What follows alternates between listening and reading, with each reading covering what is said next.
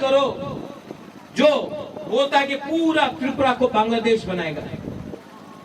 ये लोग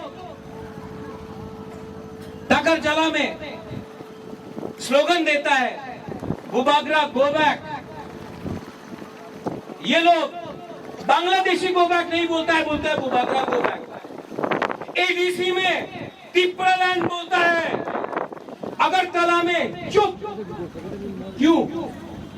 डरपोक है क्या हम लोग? ये वीर विक्रम का नाती ना कभी डरा है ना कभी डरेगा। हमको ना एमपी बनना है, हमको ना मंत्री बनना है, ना हमको आपका रन चाहिए।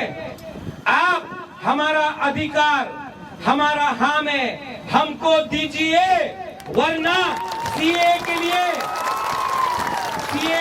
सुप्रीम कोर्ट में बुबागरा लड़ रहा है, एनआरसी के लिए लड़ रहा है और संचा बुबागरा करके रहेगा।